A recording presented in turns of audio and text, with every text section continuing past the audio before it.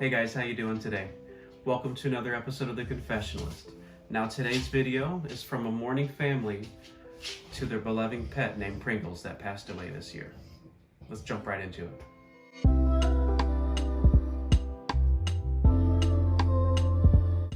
Okay, so this letter is to Pringles from the T family. You are my companion for over 12 years. You raised me as if you were one of my parents. You never left my side no matter what. You were there for me after a tough day at school and eventually tough days at work as I grew up. You were always there for me during my brightest days and my darkest nights. Our family has cried so much for you, but we want you to know that even though there's a little bit of sadness in those tears, there's also tears of joy and happiness for all of the same joy and happiness that you've given us over these past 12 years. I wish dogs would live as long as humans do. They love you no matter what, unconditionally. They don't care what you look like. Dogs don't care where you're from, what your gender is, what your preferences are, what you like, what you don't like. The only thing that dogs want is to love and to be loved by you. And that's amazing. That's what true love is. You developed cancer a couple months ago. Your condition was slowly declining at first, but over this past couple weeks, it really started to take a toll on you. You wouldn't eat, you would just be inactive, and it got really difficult to watch you to be this way. One day we were trying to play with you and you just looked at us, and we knew. Everybody knows that look. And unfortunately, we knew that the time was coming for you to cross that rainbow bridge. The hardest thing about your last day was just how active and playful you were. It was like you were a puppy again.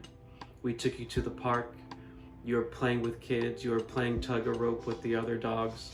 You were doing everything that a playful puppy, a young dog should do and has done. It brought back a lot of great memories for us growing up. But as the night drew near and the appointment came close, we just knew it was time. As we tried to load you into the car, into the back seat, you cried as we picked you up. It was very hard for us. Everybody knew it, but we just didn't know how to say it, that it was time. But we do know, and we want you to know, that we love you very much. We miss you very much. And we can't wait to see you again in the future. Take care of yourself, be well, and please watch over us, as we will continue to pray, think, and love you. Well, first and foremost, I really want to express our deepest love and condolences to you and your family for your loss. We consider our dogs as part of our family. There's nothing that we wouldn't do for them to make sure they are happy and comfortable. And I'm very sure that you guys did the same. And if Pringles was looking down on you right now, he would be smiling from ear to ear, from slobber to slobber, from paw to paw. You know, he would be super proud of you. So I'd like to take this time to thank you very much. And you guys are awesome for sending this, and I'm sure everybody that was listening is going to be happy for you too. I like to share a little bit of my story with my first dog. His name was Bowser. He was half Rottweiler, half English Mastiff. He was huge. He was 200 pounds plus. You would think he'd be this mean, scary, protective dog, but in reality, he was a gentle giant. He wouldn't hurt anybody. You could do anything you wanted to him and he wouldn't care. You could stick your hand in his food bowl, take a toy away, and he would just look at you like, "Well, what was that for?" And one of my favorite things about him was how he would just lay down and eat. You know, he was too lazy to stand up and eat like a normal dog. He would have to actually just sit and eat like this, and he would just eat and eat and eat. You know, if they had a series called My 600-Pound Dog, he would be the star of that one for sure. But he was about 13 years old when he passed away. He suffered from very severe hip dysplasia. It was very hard for him to get up. It was very hard for him to move around and enjoy life. And unfortunately, we made that mistake of letting him suffer. We let him suffer and lay there for too long. And we could just tell by the way he cried sometimes how much pain he was in. And I hope that in time he could forgive me, because we loved him very much.